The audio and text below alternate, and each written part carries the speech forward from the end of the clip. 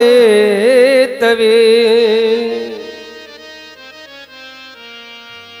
संसार में यद्यपि दुख दारुण दुख नाना बहुत प्रकार के दुख होते हैं, लेकिन मृत्यु का भय जितना होता है वो शायद किसी का नहीं होता। तो जिसको सुनने से मृत्यु का भय नष्ट हो जाए, श्रीमद्भागवतम शास्त्रम कलौ कीरेण भाषितम, जिसको सुनने से मृत्यु का भय नष्ट हो जाए, ऐसे श्रीमद् भागवत महापुराण की कथा जो भगवान सुखदेव जी ने कही, कलौ कीरेण भाषितम, उस कथा को मैं तुम्हें सुनाता हूं।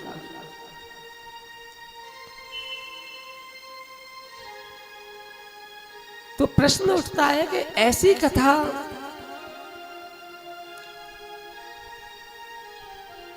जो स्वर्ग के से भी दुर्लभ है, योगी दुर्लभम, ऐसा संभव कैसे है? समझ नहीं आया कुछ।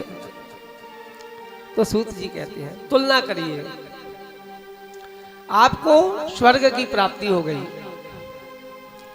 स्वर्ग में जाकर के क्या होता है, जो आपने पुण्य कर्म किए होते हैं वो धीरे धीरे करके क्षीण होते जाते हैं, और जैसे ही आपके पुण्य क्षीण हुए, क्षीणे पुण्य मृत्यु लोके विशंति ही, तो फिर मृत्यु लोक में आना पड़ता है। तो स्वर्ग क्या हुआ, आपके पुण्य कर्मों को नष्ट करने वाला, क्षीण करने वाला हुआ। और भागवत, यदि आप भागवत का श्रवण करते हैं तो ये आपके पापों को नष्ट करता है, और आपके पापों को नष्ट करके आपको परम गति प्रदान करता है। तो अब स्वर्ग बढ़ा हुआ कि भागवत बढ़ा हुआ? एक तो आपके पुण्यों को छीण करता है और एक आपके पापों को छीण करता है। इसलिए पापों को छीण होने के बाद में आप परम पद को प्राप्त करते हैं, इसलिए भागवत ही श्रेष्ठ माना गया। तो प्रश्न उठा कि कैसे कोई ऐसा उदाहरण हो जिससे समझ में आए, क्योंकि उदाहरण के माध्यम से कोई वस्तु बड़ी सरलता से समझ में आती है। तो कहते हैं कि जब सुखदेव जी परीक्षित को कथा सुना रहे थे तो देवता लोग अमृत का कलश लेकर के परीक्षित के पास में आए और सुखदेव जी को प्रणाम किया। बोले भगवान, परीक्षित को मृत्यु का भय, क्योंकि इसको सांप लगा हुआ है, ये मृत्यु के भय के कारण ये अमर होना चाहता है, तो हम ये अमृत इसको प्रदान कर देंगे। इसको पान करने के बाद में ये अमर हो जाएगा, मृत्यु का भय नष्ट हो गया। और जो कथा आप इनको श्रवण कराने बैठे हुए हो, वो कथा आप हमें श्रवण करा दीजिए। जब ऐसा उन्होंने कहा तो सुखदेव जी ने कहा, अरे क्व स्वधा क्व कथा लोके, क्व कांच क्व मणिर्महान्, ब्रह्मरातो विचार्यैव तदा देवांजः। अरे देवताओं, आपकी प्रकृति सदैव से स्वार्थी रही है। एवं विनिमयो जाता, आप ये जो व्यापार करने के लिए आए हो अमृत कलश के माध्यम से कथामृत को सुनने के लिए, ये सर्वथा अनुचित है। क्योंकि व्यापार में भी वस्तु के मूल्य के बराबर अर्थ दिया जाता है, धन दिया जाता है, लेकिन आप तो एक कांच की जो गोली होती है उसके बदले में अमूल्य मणि को लेना चाहते हो, तो ये तो व्यापार तो नहीं हुआ, ये तो एक तरीके से ठगी हो गई, धोखा हो गया। इसलिए आप इस अमृत को पाने के योग्य नहीं हो। ऐसा उपहास करके जब देवताओं को सुखदेव जी ने विदा कर दिया, तब ये सारे देवता मिलकर के ब्रह्मा जी के पास में पहुंचे और ब्रह्मा जी से कहा कि भगवान ये क्या हो रहा है, हम देवता होकर के भी इस कथा के अधिकारी नहीं है, और एक कलियुगी जीव, सांसारी जीव परीक्षित इस कथा को सुनने का अधिकारी हो गया, इसमें तो हमारा बड़ा अपमान है। तो ब्रह्मा जी ने कहा देवताओं, अभी वो कथा को श्रवण कर रहा है, इसका परिणाम तो देखो। जब परिणाम सामने क्या आता है तब विचार करेंगे। तो राज्यो मोक्षम तथा वीक्ष, कथा को सुनने के बाद में जब परीक्षित की मोक्ष होते हुए ब्रह्मा जी ने देखा तो पुराधाता विस्मृत, ये बूढ़ा ब्रह्मा भी आश्चर्य में पड़ गया और कहने लगा, अरे ऐसा तो दृश्य मैंने आज पहली बार देखा है कि मेरे द्वारा बनाई हुई सृष्टि में इस तरह की गति होते हुए मैंने पहली बार देखी है। अब इस भागवत की तुलना करके देखते हैं। सत्यलोके तुलाम बद्ध्वा, ब्रह्मा जी सत्यलोक में जाकर के एक तराजू लेते हैं और तराजू के एक पलड़े में श्रीमद् भागवत को स्थापित करते हैं और दूसरे पलड़े में जितने भी साधन, यज्ञ, जप, तप, योग के माध्यम से जो पुण्य फल प्राप्त होते हैं उनको स्थापित करते हैं। लेकिन जब तुला को उठाया तो क्या देखते हैं कि लघुन्यंजन जातानि गौरवेण इदं महतो, जितने भी साधन थे जो भागवत जी के सामने हल्के हो गए। जब ऐसा देखा तब तो ब्रह्मा जी को और भी ज्यादा विस्मय हुआ और तब ब्रह्मा जी ने कहा, मेरे रे भगवद रूपम शास्त्रम भागवतो कलौ पठना श्रवणा सद्यो वैकुंठ फलदायकम। अब मैंने मान लिया मेरे रे भगवद रूपम, अब मैंने माना कि ये साक्षात भागवत भगवान का ही स्वरूप है और ये ऐसा परम पवित्र है कि ये वैकुंठ को भी देने वाला है। इसलिए अब मैं ये घोषणा करता हूं, यद्यपि ब्रह्म संभक्ता श्रुत में तत्सुरर्षण सप्ताह श्रवण विधि कुमारैस्तत्र भाषितम्। इस कथा को, इस श्रवण को, इस पुराण को यदि कोई पठन, श्रवण, इसकी सेवा, शुश्रूषा कुछ भी यदि कोई करता है तो निष्पाप होकर के परम पद को प्राप्त कर सकता है। तो सूत जी ने पूछा, भगवान इसकी ये 7 दिन वाली विधि कहां से प्रारंभ हुई? लिखते हैं ना सप्ताह यज्ञ। तब सौनक जी ने पूछा, तब सूत जी कहते हैं, सूत जी बोलते हैं,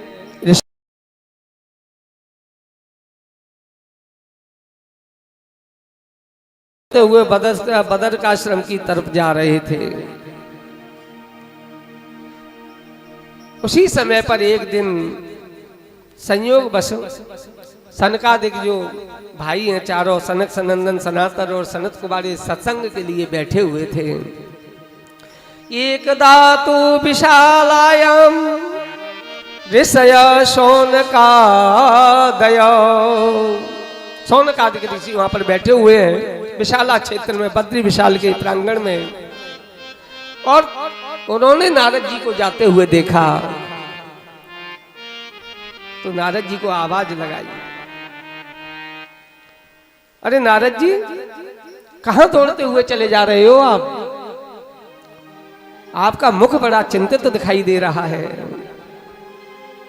कुतश्चिंतातरो भवान, और आप तो संत हैं और संत को चिंता हो ये तो शोभा नहीं देता, क्योंकि संत के माध्यम से तो चिंता नष्ट होती है।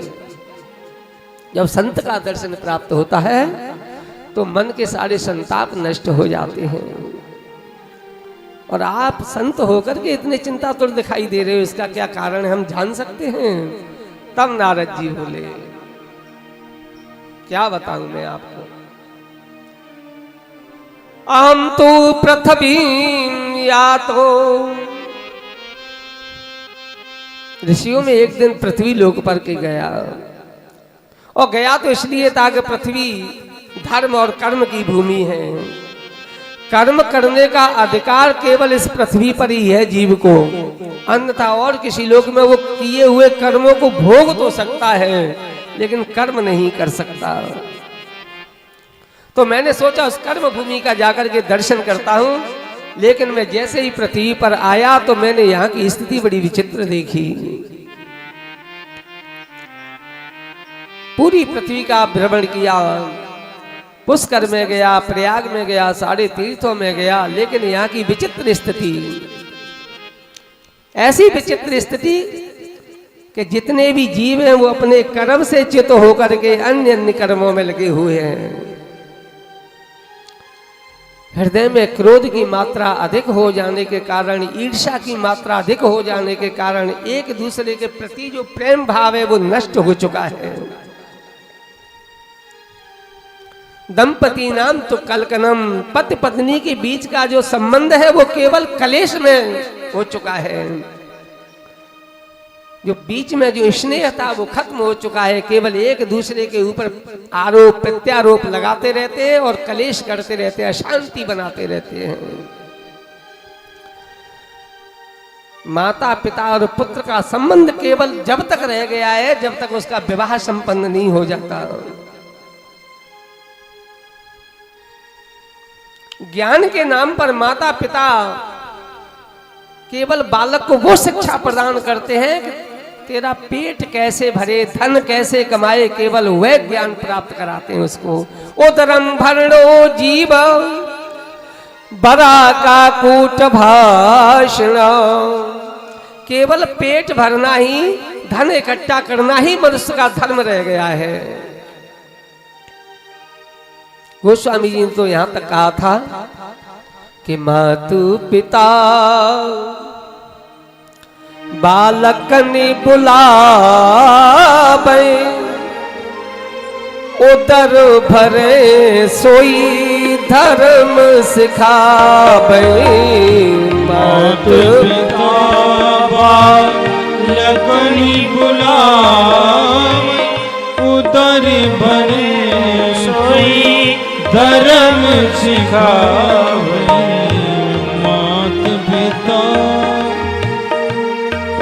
एक ही शिक्षा देते हैं, बेटा पढ़ ले, अच्छी नौकरी लग जाएगी, अच्छी पत्नी प्राप्त हो जाएगी। इसके अलावा ज्ञान का कोई मतलब नहीं है कि पढ़ करके तुझे आत्म कल्याण कैसे करना है, समाज का कल्याण कैसे करना है, देश का कल्याण कैसे करना है। ये लक्ष्य बिल्कुल भी शिक्षा का नहीं रहा। घरों में जो संबंध है वो केवल साले तक सीमित रह गया है। माता पिता तो ऐसे महसूस होते हैं कि घर में ये एक भार बन करके बैठे हुए हैं। यदि कोई व्यापार करना है, कोई सलाह लेनी है, कोई मंत्रणा करनी है तो साले को बुलाया जाएगा और वो जो घोषणा कर देगा बस वही सत्य माना जाएगा। स्त्रियों का श्रृंगार केवल उनके बाल रह जाएंगे। कामन्यः केशशूलिन्यः, बालों को सुंदर रखना, सजा करके रखना ही उनकी सुंदरता मानी जाती है।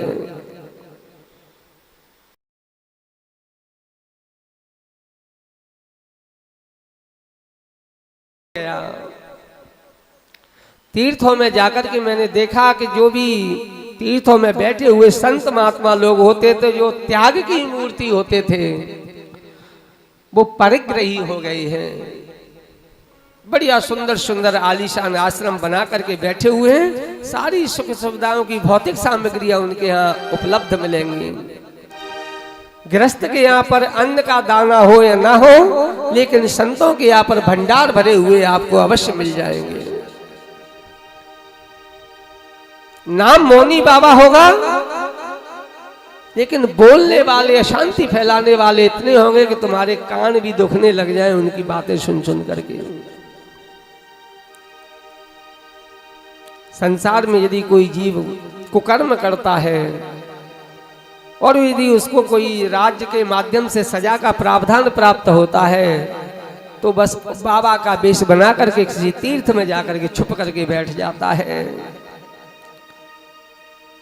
ऐसी स्थिति तीर्थों की हो गई। तो फिर मैंने सोचा कि चलो वृंदावन में चलता हूँ, क्योंकि यहाँ तो भगवान हरि संध्य ते हरि हर समय पर वृंदावन में यमुना जी के किनारे पर निवास करते हैं। लेकिन मैं जब वृंदावन में आया तो यमुना जी के किनारे पर मैं गया तो मैं ऐसा आश्चर्य देखा मैंने, ततश्चाश्चर्यमया दृष्टम श्रूयताम तन्मुनीश्वर। बड़ा आश्चर्य देखा मैंने, एक स्त्री वहां पर बैठी हुई है और दो वृद्ध उसके सामने पड़े हुए हैं। कुछ स्त्रियां उसको घेर करके बैठी हैं, उसे सांत्वना प्रदान कर रही हैं। लेकिन मैंने देखा यहाँ तो सब स्त्री हैं और पुरुष तो कोई है नहीं, तो ऐसी सभा में पुरुष का जाना उचित नहीं है। तो मैं दूर से ही प्रणाम करके जब जाने लगा तब उस स्त्री ने मुझे आवाज लगाई और उसने बोला, भो भो साधो क्षणम तिष्ठ मैं चिंता मपना सयो। हे साधु रुक जाइए एक क्षण के लिए, क्योंकि मैंने सुना है साधु का दर्शन करने से चिंता नष्ट हो जाती है। तो आप मुझे दर्शन देकर के मेरी चिंता को दूर कर दीजिए। तब मैंने देखा भाई, मैं गया तो मैंने उनको पूछा, आप कौन हो, का एमहू, ये स्त्रियां कौन हैं, और ये जो वृद्ध पुरुष पड़े हुए ये कौन हैं। तब उसने बताया, स्त्री ने कहा, अहम भक्त ऋतिख्यात हो, भगवान मैं भक्ति नाम से विख्यात हूं, और ये मेरे दोनों पुत्र ज्ञान और वैराग्य हैं। और ये जो तमाम स्त्रियां जो आपको दिखाई दे रही हैं ये गंगा दी नदियां हैं, ये मेरी सेवा में उपस्थित हुई है। जब उन्होंने बताया कि मेरे पुत्र हैं तो मुझे बड़ा आश्चर्य हुआ कि माता युवा है और पुत्र वृद्ध हो, ऐसा कैसे संभव हो सकता है। तब उस देवी ने बताया, भगवान मेरा जन्म उत्पन्ना द्रवणे देशे, द्रवण देश में मेरा जन्म हुआ और कर्नाटक में मेरी वृद्धि हुई। क्वचित क्वचित महाराष्ट्र, कहीं थोड़ी थोड़ी सी वृद्धि मेरी महाराष्ट्र में भी हुई।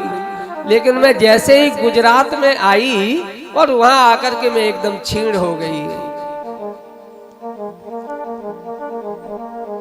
फिर मैं इन बालकों को लेकर के वृंदावन में आई तो वृंदावनम पुनः प्राप्य नवीनैव स्वरूपिणी। वृंदावन को प्राप्त करते ही मेरा शरीर तो एकदम नवीन हो गया, लेकिन मेरे जो दोनों पुत्र हैं ये जर्जर अवस्था को प्राप्त हो गए हैं। अब भगवान आप मेरे कष्ट को निवृत्ति कर दीजिए, मेरे इस बालक इस मूर्छा से जागृत हो जाए, ऐसी मेरे ऊपर कृपा कर दीजिए। अन्यथा ऐसा नहीं हुआ तो विदेशम गम्यते मया, मैं भी इस देश को छोड़ करके विदेश में चली जाऊंगी। तब नारद जी ने कहा, देवी मैं प्रयास करता हूँ, आप धैर्य धारण करें और आप भगवान के चरणों का चिंतन करें, क्योंकि भक्ति भगवान को सबसे अधिक प्रिय है, वो तुम्हारी चिंता को अवश्य नष्ट कर देंगे। तो हे ऋषियों, फिर मैंने उनको जागृत करने के लिए वेद वेदांत घोषश्च गीता पाठेन मुहुर्मुहु, वेदों को सुनाया, वेदांतों को सुनाया, बार बार गीता का पाठ सुनाया मैंने। लेकिन वो थोड़े से तो चेतना में आते गीता सुन करके, लेकिन पुनः मूर्छित हो जाते। अब उनका कल्याण कैसे हो ये जानने के लिए मैं चिंतातुर होकर के भ्रमण कर रहा हूं। यदि आप कोई ऐसा उपाय जानते हो तो हे ऋषियों मुझे आप सुना दीजिए। जब सुना तो सनकादिकों ने कहा, ब्राह्मण बैठिए और आपको इतनी चिंता करने की क्या आवश्यकता है। अरे आवश्यकता तो इसलिए है कि मैं भक्ति के उस कष्ट को देख करके चिंतित हो रहा हूं। साधु का जो स्वभाव होता है ना, वो खुद के लिए चिंतित नहीं होता, दूसरों के दुख को देख करके चिंतित हो जाता है। इसलिए तो साधु के हृदय को नवनीत के समान बताया, और नवनीत की उपमा देने के बाद में भी ये कहा कि कवियों ने नवनीत तो कह दिया है लेकिन अच्छा नहीं कहा, क्योंकि जो नवनीत होता है जब उसको माखन जब उसको गर्म करते हैं तब वो पिघलता है, और संत दूसरे के ताप को देख करके पिघल जाते हैं। इसलिए नवनीत की उपमा भी उपयुक्त नहीं लगी। तो ऐसे संत का हृदय होता है, इसलिए मैं भक्ति की चिंता के कारण दुखी हो रहा हूं। तब उन्होंने कहा चिंता मत करिए नारद जी, आप जाइए और भक्ति के पुत्रों के कल्याण के लिए आप श्रीमद् भागवत के अनुष्ठान का उपक्रम कीजिए। नारद जी बोले आप क्या कह रहे हो, जब मैं वेदों को सुना चुका हूं और वेदों के माध्यम से जब उन्हें लाभ प्राप्त नहीं हुआ तो भागवत से कैसे संभव है। तब सनकादिकों ने कहा भगवान ये जो भागवत है ना, निगम कल्पतरोरु गलितम फलम, निगम कहते हैं वेद को, ये वेद रूपी वृक्ष का पका हुआ फल है, और ये ऐसा फल है कि इस फल के अंदर ना तो बीजा है, न छिलका है, न रेशा है, इसमें त्याज्य कुछ है ही नहीं, जो भी है वो ग्रहणीय ही है। ऐसा सुंदर फल, और उसके इतना पका होने के बावजूद भी सुख मुखा द्रवमृत संयुतम, सुखदेव जी के मुख का स्पर्श इससे हो चुका है। इसलिए सुखदेव जी के मुख का स्पर्श हो जाने के कारण अमृत तुल्य हो गया है। अब नारद जी आप बताइए, आम का फल है, वो आम के पेड़ पर लगता है, लेकिन क्या आपने कभी पेड़ के तने को खाकर के स्वाद महसूस किया, कभी पत्तियों को खाकर के स्वाद महसूस किया, कभी डालियों को खाकर के स्वाद महसूस किया?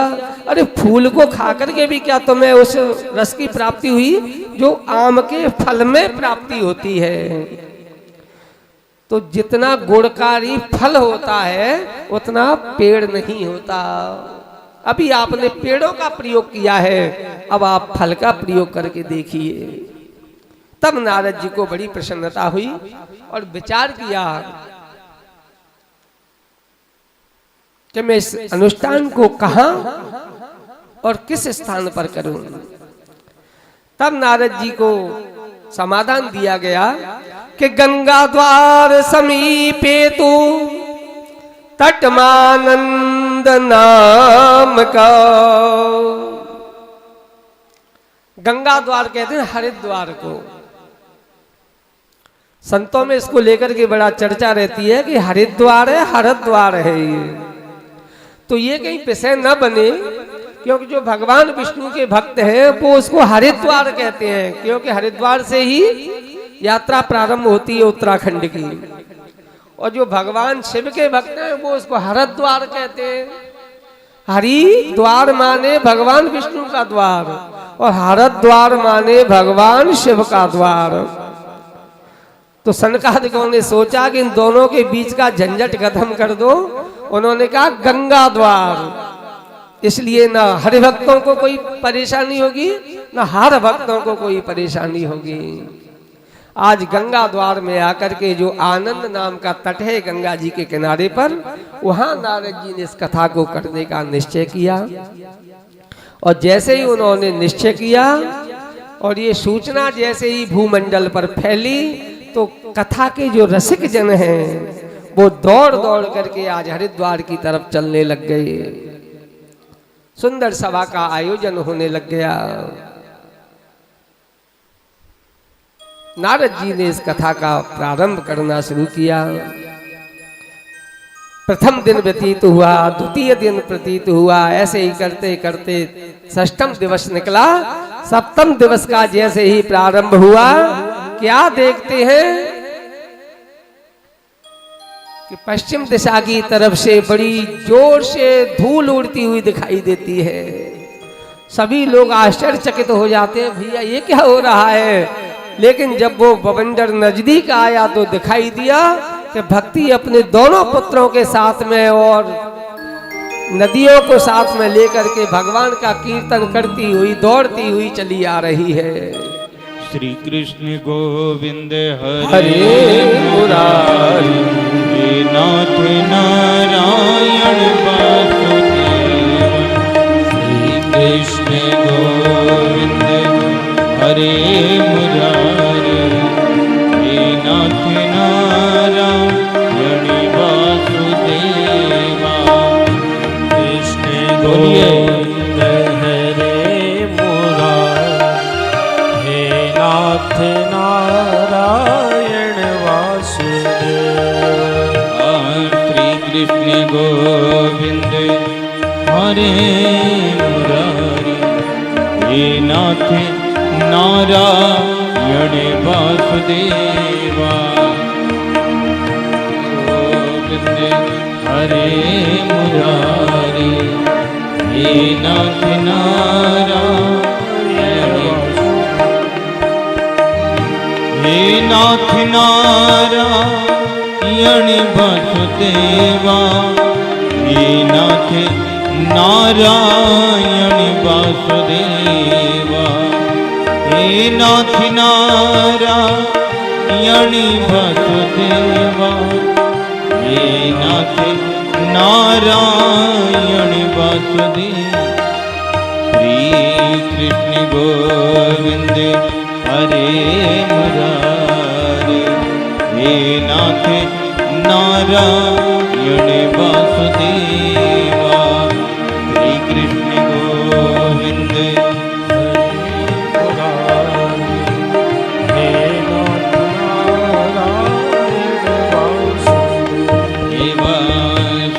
कृष्ण गोविंद हरे मुरारी, हे नाथ नारायण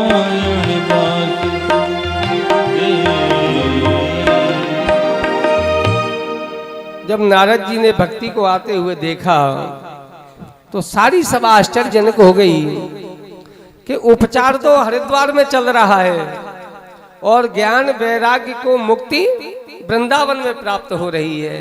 कितना बड़ा विज्ञान है ये।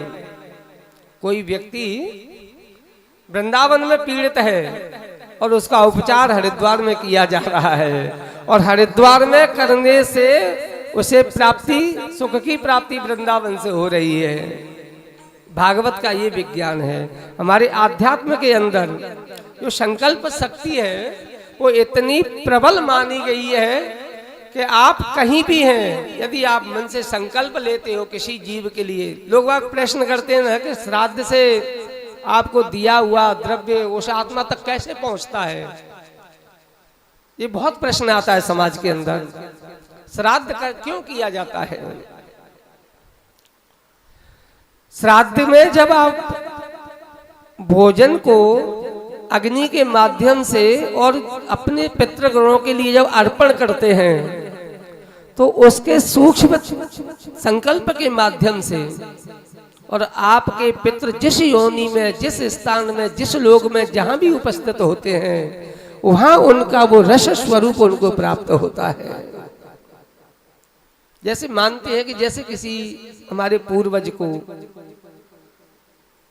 कोई पक्षी की योनि प्राप्त हो गई, अब हम श्राद्ध उसके निमित्त कर रहे हैं तो हम जो श्राद्ध में अर्पण कर रहे हैं उनको जो स्वादिष्ट भोजन दे रहे हैं तो उस समय पर उस पक्षी स्वरूप में उस आत्मा को वहां पर उसे जो पक्षी स्वरूप में जो उसका स्वादिष्ट भोज्य पदार्थ होगा उसकी प्राप्ति उस समय पर उसको होगी। ऐसी वो जिस योनि में है, पशु योनि में है तो पशु को जो स्वादिष्ट लगता है वो उसे प्राप्त होगा।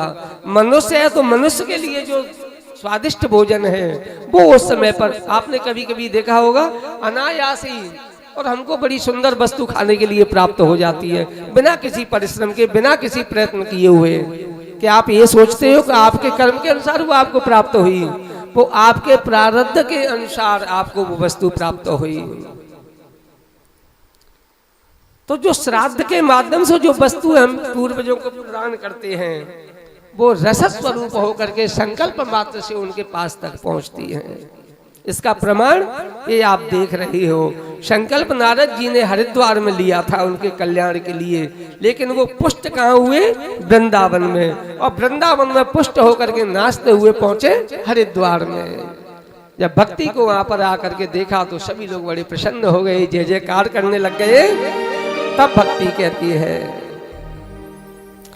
कि भवदभिरद्यई कृतास्म पुष्टा, जिनकी कथा को श्रवण करने मात्र से मैं आज पुष्ट हो गई हूं। कले प्रणस्तापि कथा रसेन, ये कथा रस कैसा है? ये कली के प्रभाव से जो हमारे अंदर अज्ञानता बैठने के कारण हम दुर्बल हो चुके हैं, हमारा मन कमजोर हो चुका है, नष्ट हो चुका है, क्षीण हो चुका है, ऐसी हमारी आत्मा को प्रबल करने के लिए रस की आवश्यकता है हमें।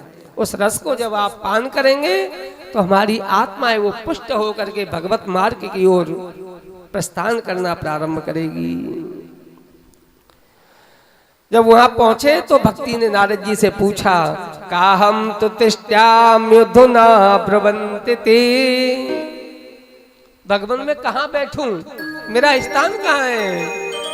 तब नारद जी ने कहा, देवी ये जो भक्तगण यहाँ पर जो कथा रस को प्राप्त करने के लिए बैठे हुए हैं, आप इनके हृदय में निवास कर जाइए, वहां पर बैठ जाइए, अपना स्थान बना लीजिए और ऐसा स्थान बना लीजिए कि उस स्थान को त्यागने की आपको आवश्यकता न पड़े।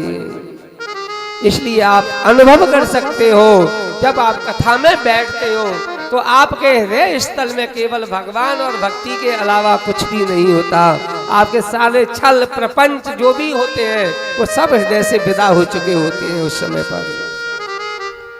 ये कथा का प्रभाव है।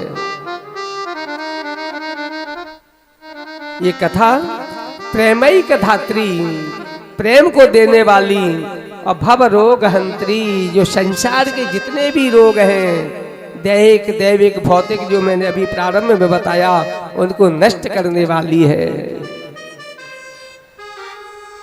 प्रसंग सुनकर के बहुत अच्छा लगा। तो सूत जी ने फिर प्रश्न, शौनकादिकों ने प्रश्न किया, भगवान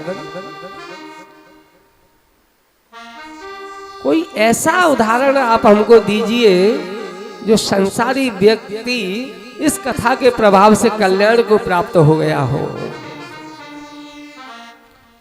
ज्ञान और वैराग्य तो वैसे भी सिद्ध थे, किसी कारण बस उनको ये अवस्था प्राप्त हुई, लेकिन सांसारिक जीव यदि कोई ऐसा जिसका कल्याण इस भागवत के माध्यम से हुआ हो तो वो सुनाइए हमें। तब सूत जी कहते हैं, ऋषियों अत्र ते कीर्तयिष्याम इतिहास पुरातनम, मैं तुम्हें बहुत पुराना इतिहास सुनाता हूँ, और ऐसा इतिहास है कि यस्य स्मरण मात्रेण पाप हानि प्रजायते है। इसको सुनने से ही मनुष्य के पापों को हानि हो जाती है, पाप नष्ट हो जाते हैं। तुंगभद्रा नदी, उसके किनारे पर एक उत्तम नगर, वहां पर एक ब्राह्मण रहते हैं, स्वधर्म में नित, बड़े ज्ञानवान, सारी समृद्धि उनके पास में है। एक दिन वो विचार मग्न होकर के भ्रमण करते करते किसी सरोवर के किनारे पर गए। वहां एक वृक्ष दिखाई दिया, वृक्ष के नीचे बैठ गए और ध्यान करने लगे। आंखें खोल करके देखा तो सामने एक यति सन्यासी खड़े हुए हैं। सन्यासी का दर्शन किया, दर्शन करने के बाद में प्रणाम किया। सन्यासी ने पूछा, हे विप्र कैसे हो, कुशल क्षेम है? तो ब्राह्मण ने कहा, भगवान मेरा नाम आत्मदेव है। आज संसार की सारी सुख सुविधाएं संपन्नता मेरे पास पे है। यदि कुछ नहीं है तो मेरे संतान नहीं है। भगवान आप कोई ऐसा उपाय बताइए मुझे कि मुझे संतान की प्राप्ति हो जाए। तो उस यति ने उनकी मस्तक की रेखाओं को, भाग्य रेखा को देख करके कहा, अरे ब्राह्मण, तुम इस जन्म में संतान की बात करते हो, तुम्हारे तो 7 जन्म तक संतान नहीं है। सप्त जन्मावधि पुत्रम नैव च नैव च, 7 जन्मों तक तुम्हारे संतान नहीं है। और फिर तुम संतान के चक्कर में क्यों पड़ रहे हो? सन्यासी सर्वदा सुखी। यदि जीवन सुखी जीना है तो सन्यास ले लीजिए। सन्यास से अच्छा जीवन किसी का नहीं है। सांसारिक कर्मों की तो न जाने कितनी खटखट है। मकान बनाओ, धन एकत्रित करो, समाज में प्रशंसा के लिए न जाने क्या क्या कर्म करने पड़ते हैं। बंधु बांधव कोई रूठ नहीं जाए, उनको मनाने के लिए कितने प्रयत्न करने पड़ते हैं। कितना झूठ सांच फरेब लोगों के साथ में व्यवहार में करना पड़ता है, तब धन कमाना पड़ता है। ये सब का त्याग कर दो, संन्यास में स्थित हो जाओ, परम सुख की प्राप्ति होगी।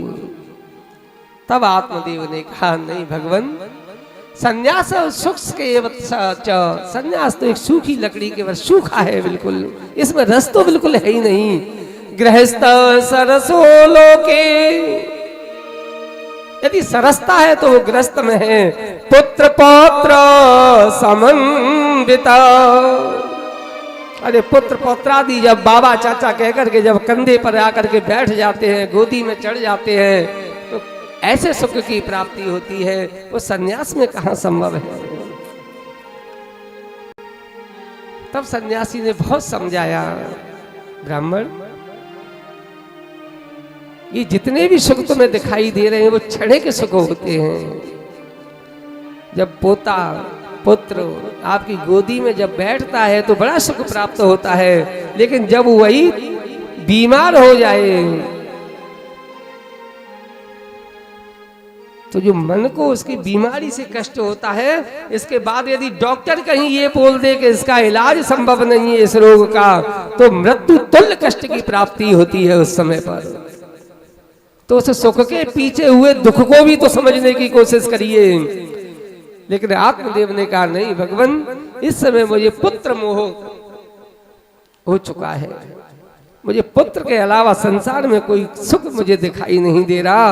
और यदि आपने मुझे पुत्र प्राप्ति का कोई साधन नहीं बताया तो मैं आपके चरणों में ही अपने प्राणों का त्याग कर दूंगा। क्योंकि जब तुम 7 जन्म की बात देख सकते हो तो मुझे पुत्र प्राप्त करने का वरदान भी दे सकते हो। अब सन्यासी ने देखा तो ये तो ब्रह्म हत्या और हमको लगने वाली है, तो विचार किया तो उन्होंने एक फल लेकर के उसको दे दिया। अब यह थोड़ा सा आध्यात्मिक परीक्षण यदि हम करें तो तुंगभद्रा नाम की ये नदी है, यही हमारा जीवन है। और जो उत्तम नाम का नगर है ये हमारा शरीर है। इस संसार रूपी नदी के किनारे पर ये बसा हुआ है। और जो आत्मदेव नाम का ब्राह्मण इस नगर में निवास करता है वही हमारा मन है, जो हमारे शरीर के अंदर बैठा हुआ है। उसका नाम तो आत्मदेव है, आत्म का स्वामी है। लेकिन कर्म वो संसार के बंधनों में, मोह में इतना बंध गया है कि उसको पुत्र मोह हो गया है। आत्म मोह नहीं हुआ, उसको पुत्र मोह हो गया है। उस पुत्र मोह के कारण वो मृत्यु के स्वीकार करने के लिए भी तैयार है। तो इस संसार में हम देखते हैं कि हर जीव लोभ के कारण मृत्यु को भी प्राप्त कर लेता है, लेकिन उस लोभ का त्याग नहीं कर पाता। वेदांत में बताया गया कि कुरंग मातंग पतंग मीना, कुरंग हिरण, उसको केवल सुनने का लोभ होता है। हिरणों को पकड़ने वाला बहेलिया सुंदर सारंगी जंगल में जाकर के बजाता है और उसकी आवाज पर ही वो हिरण उसके सामने आकर के बैठ जाता है सुनने के लिए, और बहेलिया बड़ी आसानी से उसको पकड़ लेता है और वो मृत्यु को प्राप्त होता है। मातंग हाथी, उसको स्पर्श का लोभ है। हाथी पकड़ने वाले क्या करते हैं, एक हाथी का कागज का चित्र बनाते हैं और एक बहुत गहरा गड्ढा खोद देते हैं। उस गड्ढे के ऊपर पत्ते फूस इत्यादि से उसको बंद कर देते हैं और वो हथनी का जो चित्र होता है उसको उसके किनारे पर खड़ी कर देते हैं। हाथी उस चित्र को देख करके इतना आकर्षित होता है कि वो गड्ढे को भी नहीं देखता, दौड़ता हुआ आता है। जैसे उसका भारी शरीर जब उस पत्तों के ऊपर पड़ता है, वो सारा गड्ढे में चला जाता है, हाथी उसमें पड़ जाता है। जब कई दिनों तक भूखा रखकर उसको कमजोर कर दिया जाता है, तब हाथी पकड़ने वाले कमजोर हाथी को पकड़ करके ले आते हैं, फिर उसकी हड्डियां चर्म इत्यादि बेच करके धन कमाते हैं। पतंग, भृंग, पतंग आपने देखा होगा जब दीपक जलता है या कोई प्रकाश होता है, उसको आंखों से सौंदर्य का लोभ है। उस सुंदरता को देखने के लिए पतंगा मड़राता हुआ उस दीपक के पास में आता है और इतनी नजदीकी बना लेता है कि वो जल करके नष्ट हो जाता है। मछली को रसना का लोभ है, स्वाद का। मछली पकड़ने वाले कांटे में कुछ द्रव्य लगा करके जल में फेंक देते हैं और उसको खाने की इच्छा से मछली जब उसको ग्रहण करती है, वो कांटा उसके मुख में फंस जाता है और पकड़ने वाला उनको खींच करके पकड़ करके मृत्यु को प्राप्त कर देता है। भृंग, जो भौरा जिसे बोलते हैं, उसको नासिका का रस है, सुगंधी का लोभ है। उसको कमल पुष्प पे जाकर के बैठ जाता है, पराग लेना प्रारंभ कर देता है। पूरा दिन व्यतीत हो जाता है लेकिन उसकी तृष्णा खत्म नहीं होती। सायंकाल होते ही जब सूर्य अस्ताचल की तरफ जाते हैं तो वो कमल पुष्प धीरे धीरे बंद होने लग जाता है। वो भौरा प्रतीक्षा करता रहता है कि अभी तो खुला हुआ है और थोड़ा सा पराग ले लूं और ले लूं, तब तक वो कमल पुष्प बंद हो जाता है और भौरा उसी के अंदर बंद हो जाता है। फिर उस कमल में बैठा हुआ भौरा रात्रि भर प्रतीक्षा करता है और विचार करता है।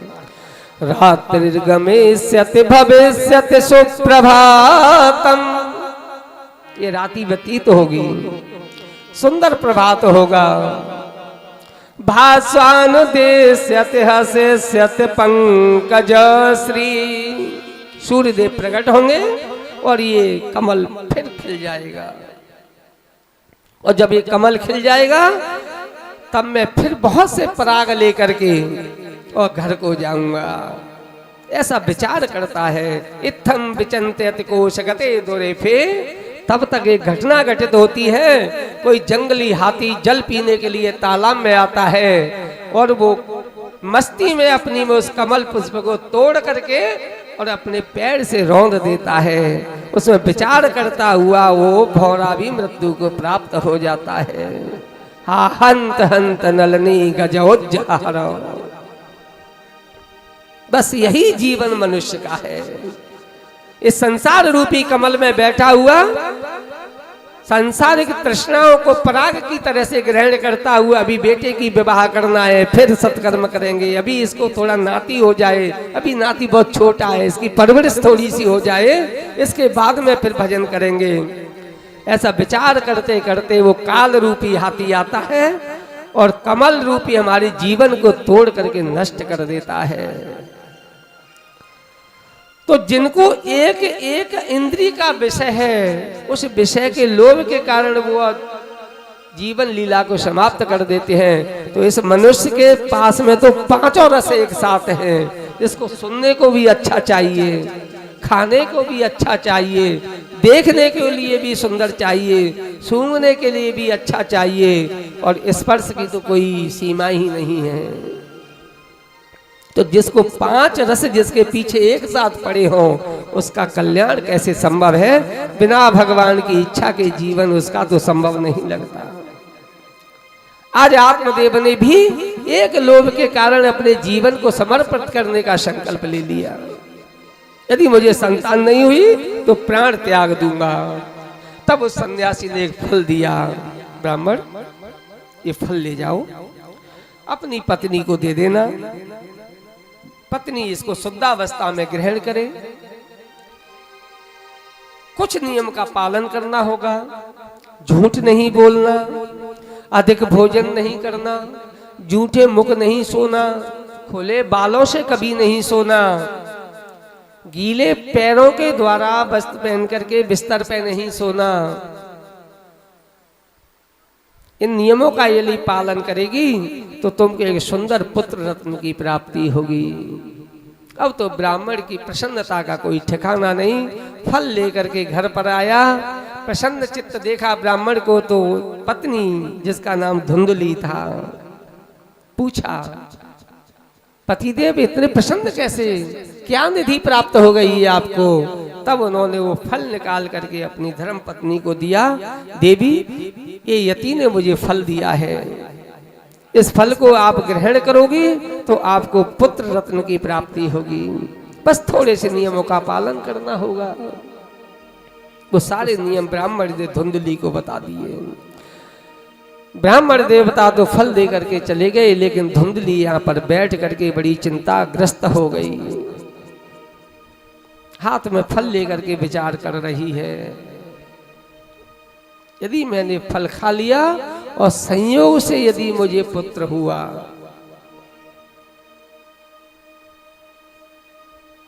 तो गर्भिणी के जितने कष्ट होते हैं सुकुमारी कथम सहे, मेरा सुंदर सुकुमार शरीर है, इन कष्टों को मैं कैसे सहन कर सकूंगी।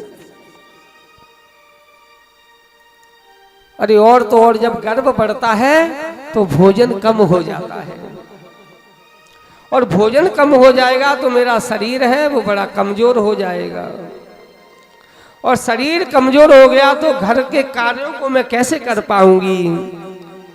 तब मेरे पति देव मेरी ननंद को लेकर के मेरे घर पर आ जाएंगे, और जब मैं असाध्य हो जाऊंगी, बिस्तर से खड़ी नहीं हो पाऊंगी, तो ऐसा मौका देख करके सनंदा संहरते धनम, जो मेरी ननद है वो मेरे घर के सारे धन का हरण कर करके लेकर के चली जाएगी।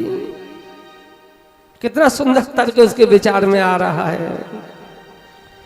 चलो मान लिया कि धन ले जाएगी, कोई बात नहीं है, लेकिन कभी यदि संयोग से गांव में आग लग गई तो सब लोग तो दौड़ करके चले जाएंगे, लेकिन मैं गर्भिणी होने के कारण दौड़ नहीं पाऊंगी और आग में जल करके नष्ट हो जाऊंगी। अरे कहा जाता है कि जब माँ बेटे को जन्म देती है, गर्भ को जन्म देती है, तो उसका द्वितीय जन्म होता है। और यदि कहीं गर्भ के समय पर गर्भ कहीं टेढ़ा हो गया, उल्टा हो गया, या सुखदेव जी की तरह 12 वर्ष तक गर्भ में ही बना रहा, तब मेरी क्या गति होगी। इन प्रकार चलो जन्म हो भी गया तो लालने पालने दुखम, बालक को लालन पालन करने में कितना दुख होता है। बड़ी जोर से नींद लगी है, सर्दी का समय है, बालक ने पेशाब कर दिया, सारा बिस्तर गीला कर दिया, सारे कपड़े, उधर ठंडी पड़ रही है, उधर सारा कपड़ा गीला हो गया, आंखें खुल नहीं रही हैं नींद के कारण। लेकिन उसी समय फिर आंखों को कैसे करके खोलती हैं माताएं। कपड़े बदलो, बालक के कपड़े बदलो, अपने कपड़े बदलो, बिस्तर सूखा बिछाओ उसके लिए। कितना लालन पालन करने में कष्ट सहन करना पड़ता है। तो लालने पालने दुखम, कितना दुख सहन करना पड़ेगा। इसलिए मुझे तो मेरी दृष्टि में यदि कोई सुखी स्त्री है तो विधवा या बंध्या नारी, सुखी चेती में मती, मेरी मति में तो यही आता है कि वही स्त्री सुखी है जिसके पुत्र नहीं होता, जो बंध्या है।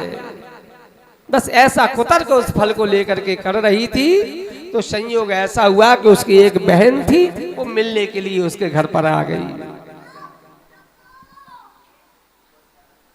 जब बहन को देखा तो धुंधली फूट पड़ी। उसका जो हृदय में जो भाव आ रहा था वो प्रकट हो गया। तो उसकी बहन ने समझाया, अरे तू काहे को चिंता कर रही है, केवल एक पुत्र वाली बात तो है। अरे मेरे 7 पुत्र हैं और 8वां मेरे गर्भ में प्रारंभ हो गया है। तू मेरे पति को थोड़ा सा धन दे देना और मैं अपना पुत्र तुझे दे दूंगी, और मैं तुझसे मिलने के बहाने से रोजाना आ जाया करूंगी, तो उसको दूध पिला जाया करूंगी, उसका लालन पालन भी हो जाया करेगा। तो इस फल का क्या करूं? बोले एक काम कर दे, तेरे दरवाजे पे जो गाय बंधी है ना, उसको ये फल खिला दे। इस फल की परीक्षा भी हो जाएगी और तेरे कष्ट की निवृत्ति भी हो जाएगी। धुंधली को बहुत सुंदर लगा। बोले ये विचार बहुत उत्तम है, और दुख में यदि कोई साथ देने वाली है तो सबसे प्रिय तू मेरी बहन है। पता तुझे धन कितना चाहिए।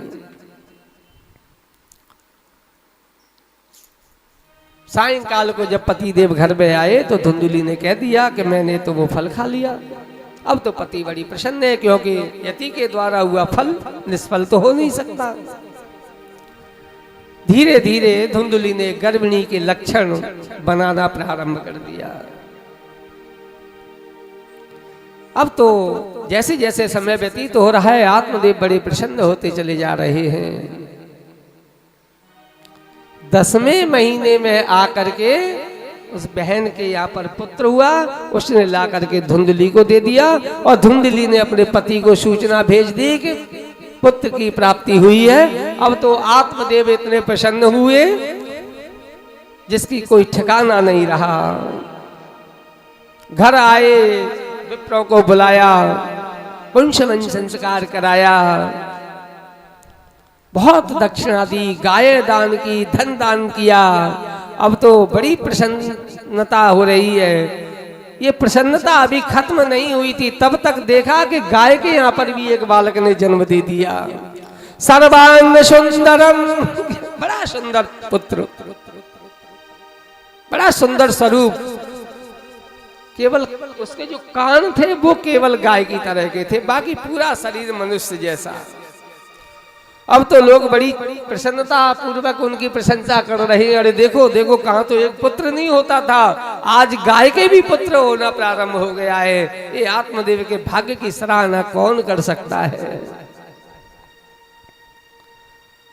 आत्मदेव अब तो बड़े प्रसन्न, दोनों बालकों का नामकरण संस्कार कराया। ब्राह्मणों ने कहा इस बालक के कान गाय जैसे हैं, इसलिए हम इसका नाम गोकर्ण रख देते हैं। और ये जो दूसरा पुत्र है, आप आत्मदेव हैं, तो इस पुत्र का नाम हम परमात्मा देव रख देते हैं। लेकिन धुंधली बोली ऐसे कैसे हो जाएगा, पिता के नाम पर पुत्र का नाम हो ये मुझे स्वीकार नहीं है। जैसे गाय के होने पर गोकर्ण नाम रखा गया है, ऐसे ही मेरे नाम से मिला हुआ नाम मेरे पुत्र का होना चाहिए। तब ब्राह्मणों ने उसके लक्षणों की परिभाषा जान करके और उसका नाम धुंधकारी रख दिया। दोनों पुत्रों के जनेऊ संस्कार इत्यादि कराए गए। शिक्षा के लिए, पढ़ने के लिए गुरुकुल में भेज दिया गया, लेकिन दोनों के संस्कार बिल्कुल अलग अलग। गोकर्णो पंडितो ज्ञानी, धुंधकारी महाखलो। गोकर्ण तो बड़े ज्ञानी हुए, 5 लक्षण उनके अंदर आ गए। बड़े धर्मशील, दयावान, प्रसन्न रहने वाले। लेकिन धुंधकारी उतना ही विपरीत। चोरी करने की आदत प्रारंभ से आ गई। कलेश करने में बड़ी, लोगों को कष्ट देने में बड़ा सुख की प्राप्ति होती थी। छोटे छोटे बालकों को पकड़ता, कूपम पपाता और कुएं में डाला आता। जब आवाज होती तब बड़ी ताली बजा बजा करके हंसता। कोई वृद्ध व्यक्ति मिल जाता, चलने में असमर्थ होता, तो कुत्ते लेकर के उनके पीछे लगा देता। जब वो कुत्ते उनको परेशान करते,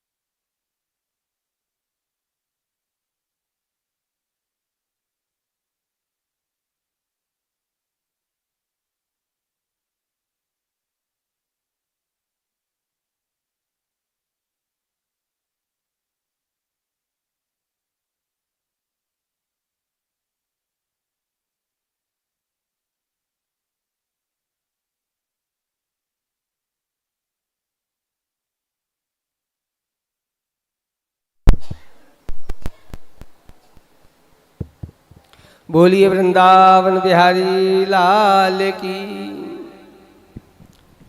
जैसे जैसे बड़े हुए, धुंधकारी को लगा कि गोकर्ण के साथ मेरी पटरी नहीं खाएगी, इसलिए उसने गोकर्ण से द्वेष करना प्रारंभ कर दिया। गोकर्ण तो संत प्रवृत्ति के व्यक्ति थे। पिताजी से कहा, पिताजी मेरा मन घर गृहस्थी में तो लगता नहीं, मेरी इच्छा है कि मैं तीर्थाटन करना प्रारंभ करूं, तीर्थों का दर्शन करूं, संतों के साथ सत्संग करके कुछ समय व्यतीत करूं। ऐसी आज्ञा लेकर के तीर्थों के लिए चले गए। इधर धीरे धीरे धुंधकारी बड़ा हुआ। उनके कुकर्मों की कहानी लोग बाग आकर के आत्मदेव को सुनाते हैं। अब आत्मदेव को बड़ा कष्ट हुआ, विचार करने लगे क्या करूं। एक ही रास्ता दिखाई देता है, आत्महत्या कर लूं ऐसे दुष्ट पुत्र से। तो आत्महत्या करने के लिए जाने लगे तो मार्ग में गोकर्ण से मुलाकात हो गई। प्रणाम किया, पिताजी कहाँ जा रहे हो और इतना दुखी कैसे दिखाई दे रहे हो, कुछ घटना तो नहीं हुई, घर पे सब कुशल है। तब आत्मदेव ने कहा, पुत्र घर पे कुछ भी कुशल नहीं है। धुंधकारी ने जितना आतंक मचाया हुआ है, उस आतंक के कारण मैंने निर्णय लिया है अब मैं आत्महत्या करूंगा। तो गोकर्ण बोले, पिताजी जब आपको संतान नहीं थी तब भी आत्महत्या कर रहे थे आप, आज संतान हो गई है तब भी आत्महत्या कर रहे हो, ये कुछ समझ में नहीं आया। तो आत्मदेव ने कहा, क्या करूं, मुझे कोई मार्ग दिखाई नहीं देता। ऐसे दुष्ट पुत्र की कहानियां सुन सुन करके मन बड़ा व्यथित हो जाता है। शास्त्रों में 8 प्रकार के ऐसे लोगों को बताया गया है, वो जीवित ही बिना अग्नि के जलते रहते हैं। कुग्राम बासा कुलहीन सेवा, कुबोधनम क्रोधमुगीच भार्या, कुपोत्र पोत्र विधवा च कन्या। ये 8 लोग हैं ना, ये बिना अग्नि के जलते रहते हैं। इसलिए क्षण क्षण करके मरने से अच्छा है कि मैं एक बार आत्महत्या करके अपनी जीवन लीला समाप्त कर लूं। तब गोकर्ण ने कहा, पिताश्री ये आत्महत्या करना आपके लिए उचित नहीं है और आपकी समस्या का समाधान भी नहीं है, तो क्या करना चाहिए, क्या करूं मैं। तब गोकर्ण ने अपने पिताजी के सामने कुछ ज्ञान वर्धक चर्चा की इन श्लोकों को ही ज्ञान होने के कारण गोकर्ण गीता कहा जाता है। बहुत संक्षिप्त में इतना सुंदर ज्ञान इन श्लोकों के माध्यम से प्राप्त होता है। देहेस्ते मांस रुधिरे भीमति त्यजत्वम जाया सदा दिशत्वम ममताम विमुंच।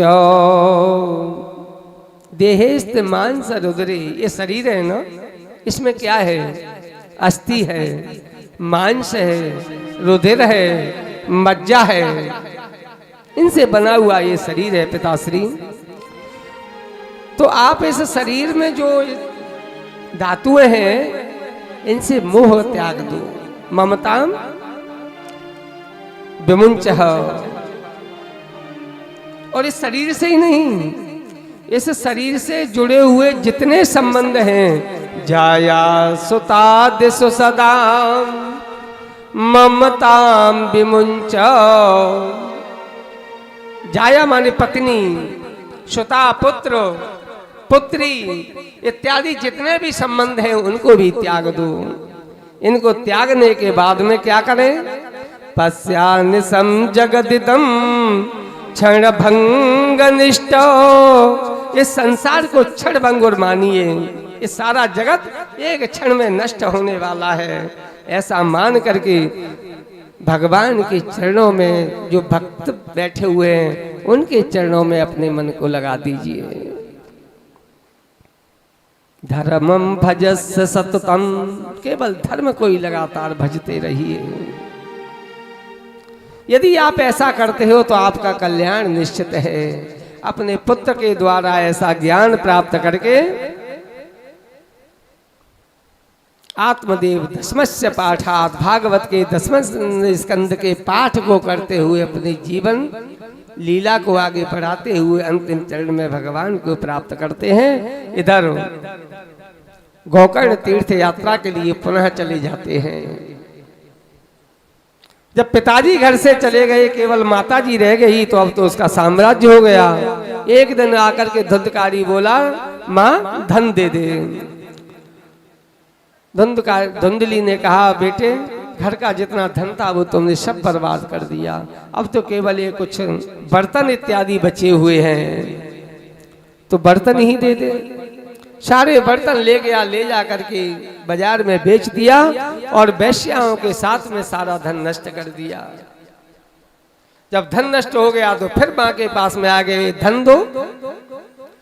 अब तो धुंधली ने कहा, अब तो वस्त्र भी बर्तन भी नहीं है बेटे, अब तो घर में कुछ बता ही नहीं। तो लत्ते ना प्रताड़या, लात मार करके माँ को प्रताड़ित करने लग गया। या तो धन दे दे, अन्यथा मैं तुझको जीवित ही मार दूंगा। अब धुंधली ने सोचा, ये जीवन तो मेरा अब निश्चित खत्म होने वाला है, मेरे पास धन नहीं है, धन नहीं दूंगी तो ये मुझे मार देगा। रात्रि के समय पर ऐसा विचार मन में आया तो कुएं में कूद करके अपनी प्राण हत्या कर ली। जीवन लीला समाप्त हो गई। जब माँ भी घर में नहीं रही तो अब धुंधकारी ने सोचा, अब बाजार में वेश्याओं के जाने की क्या आवश्यकता है। वेश्याओं को ही घर पे लेकर के आ गया। 5 वेश्याओं को लेकर के आया, डकैती करता, चोरी करता, जुआ खेलता और वेश्याओं के साथ जीवन यापन करने लग गया। एक दिन तो वो गया तो किसी राजा के घर जाकर के उसने चोरी की, तो बहुत सा धन लेकर के आ गया। इतना धन देख करके वेश्याओं ने विचार किया, ये रोजाना चोरी करेगा और एक न एक दिन पकड़ा अवश्य जाएगा, और जिस दिन पकड़ा जाएगा उसने इसको मृत्यु दंड की सजा मिलेगी और सारा का सारा धन चला जाएगा, और इसकी पत्नी होने के कारण हमको भी राजा सजा देगा। क्यों ना हम इसको ही नष्ट कर दें। रात्रि का समय हुआ, धुंधकारी गहरी निद्रा में सोया हुआ था। उन 5 वेश्याओं ने रस्सी लेकर के सोते हुए उस खाट पर बांध दिया और चिल्लाए नहीं, इसलिए जलते हुए अंगारे उसके मुंह में ठूंस दिए और गले को दबा करके उसके मृत्यु को प्रदान कर दिया। उस पार्थिव शरीर का क्या करें, तो घर के आंगन में ये गड्ढा खोदा और गड्ढा खोद करके उसमें उसको दबा दिया, ऊपर से मिट्टी डाल करके गोबर मिट्टी से उसको लीप करके बराबर कर दिया। कुछ दिनों तक रही, अड़ोसी पड़ोसी ने पूछा भैया धुंधकारी दिखाई नहीं दे रहा है, तो कह रही वो व्यापार करने के लिए कहीं बाहर चले गए हैं, इसलिए वो कुछ समय के बाद लौटेंगे। आसपास के लोग ये समझते रहे कि धुंधकारी व्यापार करने के लिए गया है। रात्रि के समय पर वैश्याओं ने सारा धन इकट्ठा किया और लेकर के नगर को छोड़ करके किसी दूसरे देश के लिए प्रस्थान कर गई। बस यही स्थिति हमारी है। ये हमारा जो मन धुंधकारी है वो संसार की संपत्ति को एकत्रित करने में लगा रहता है। जब तक हमारे अंदर जो 5 विकार 5 वैश्याओं के रूप में स्थापित है वो इसके शरीर का हनन करती रहती है, और अंत में जब ये शरीर छूटता है तो ये 5 इंद्रियां इस शरीर का त्याग करके दूसरे शरीर में प्रस्थान कर जाती हैं। इस कथा का यही सार है। अब मौत इस तरीके से हुई, कर्म ऐसे किए तो धुंधकारी की जो आत्मा थी वो प्रेतत्व को प्राप्त हुई, प्रेत योनि में चला गया। इधर तीर्थ यात्रा करते करते गोकर्ण लौट करके अपने नगर में आए। सायंकाल का समय हुआ, देखा रात्रि को विश्राम कहाँ करे, घर पर गए तो घर तो सब खंडर हो चुका था, लेकिन वहीं उन्होंने आंगन में कुछ जगह साफ की, वहीं पर अपना बिस्तर बिछाया, वहीं हरि नाम करते हुए विश्राम करने लगे। आंख लगने को ही थी कि देखते हैं कि बड़ी तेज तेज चित्र विचित्र आवाजें आ रही हैं। जाग गए, देखा ये आवाज किसकी है। तब देखा कि कोई भैंसे का रूप धारण करके मेरी तरफ आ रहा है। कभी दिखाई दिया कि ये कभी मेढ़ा बन करके आ जाता है। ऐसा देखा तो पूछा भई ये कौन है। तब वो बड़ी जोर जोर से रोने लगा। तब गोकर्ण ने अपने कमंडलू से जल लेकर के गायत्री का स्मरण किया, और वो जल का जैसे स्पर्श उस प्रेतात्मा को कराया तब वो बोलना प्रारंभ किया। गोकर्ण ने पूछा, हे देव तुम कौन हो और मुझसे क्या चाहते हो। तब वो आत्मा ने कहा, हे गोकर्ण मैं भी तुम्हारा भाई हूं। अहम भ्राता त्वदीयोस्मि धुंधकारी नाम तो। मेरा नाम धुंधकारी हो, मैं तुम्हारा ही भाई हूं, लेकिन मैंने अपने ही दुष्कर्मों के कारण अपने ब्रह्म रत्न को मैंने नष्ट कर लिया।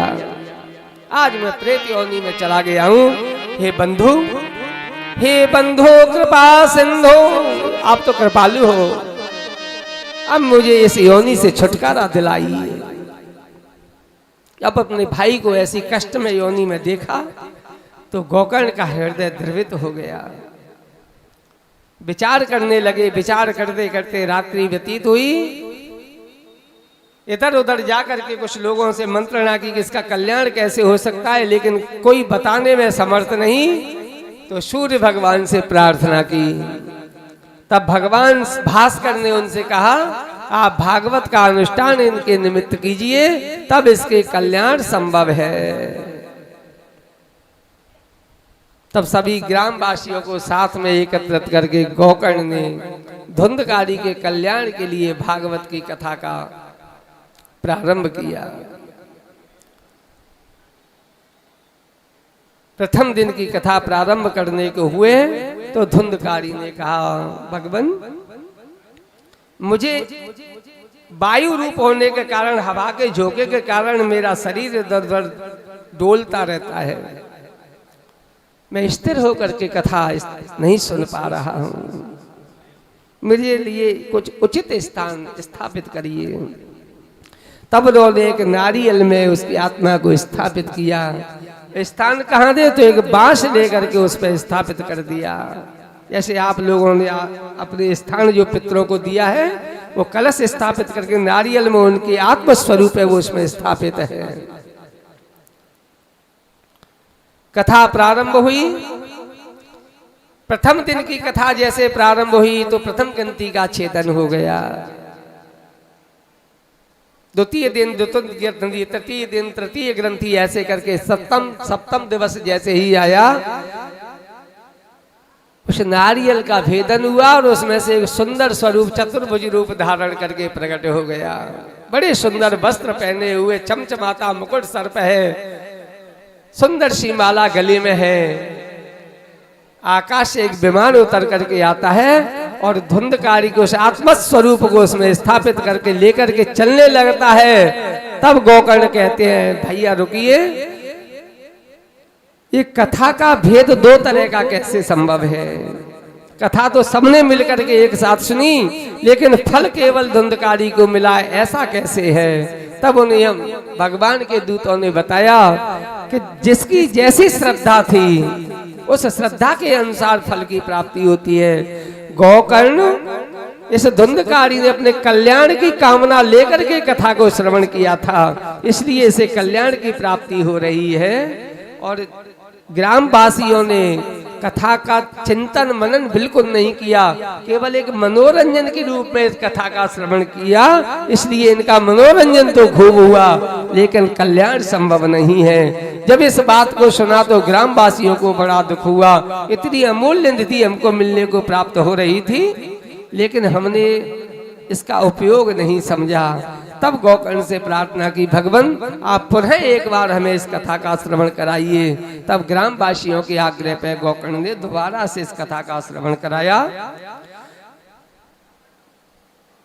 शुद्ध हृदय से जब कथा का श्रवण किया तो कथा के अंतिम दिन सारे स्वरूप एकदम भगवान के रूप में परिवर्तित हो गए।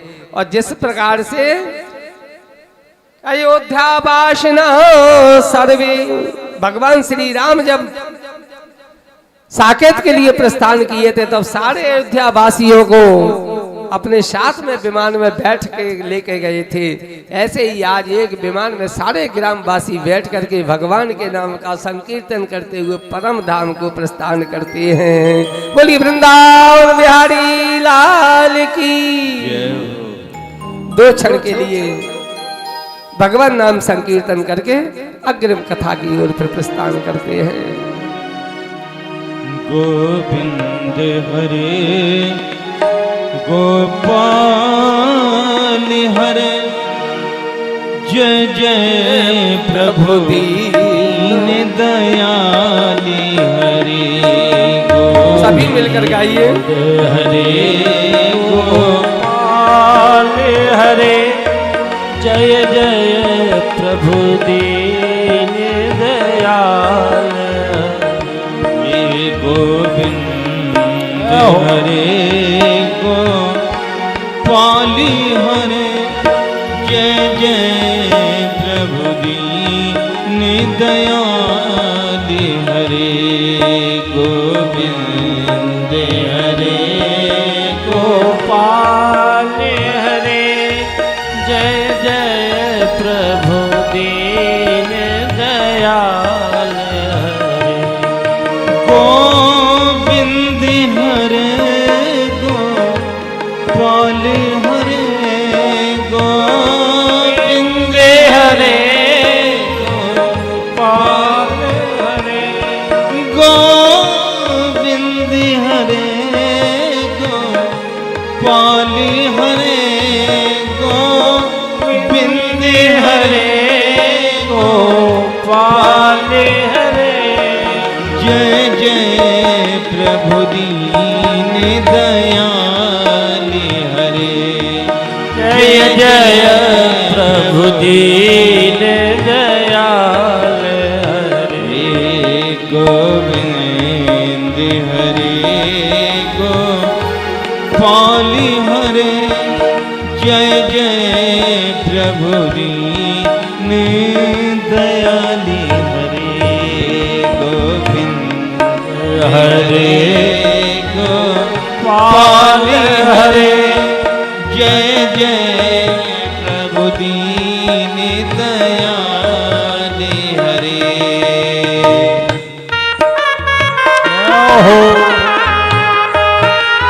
सभी लोग भाव से ताली बजाते हुए कीर्तन में।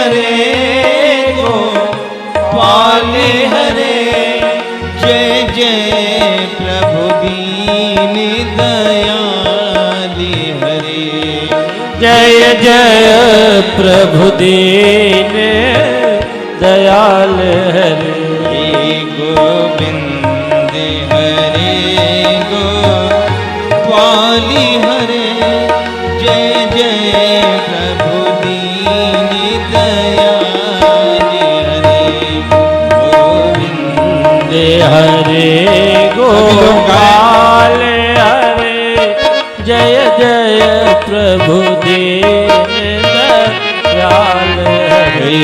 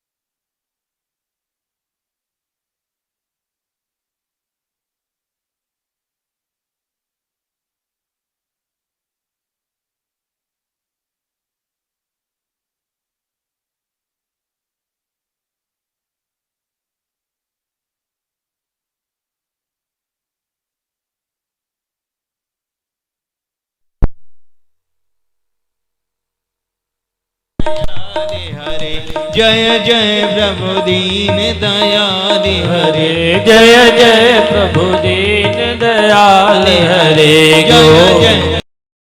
गोपाल हरे जय जय प्रभु दीन दयाल हरे जय जय प्रभु दीन दयाल हरे जय जय प्रभु दीन दयाल हरे जय जय प्रभु दीन दयाल हरे जय जय प्रभु दीन दयाल हरे जय जय प्रभु दीन दयाल हरे जय जय प्रभु दीन दयाल हरे गोविंद हरे गोपाल हरे जय जय प्रभु दीन दयाल हरे जय जय प्रभु दीन दयाल हरे जय जय प्रभु दीन दयाल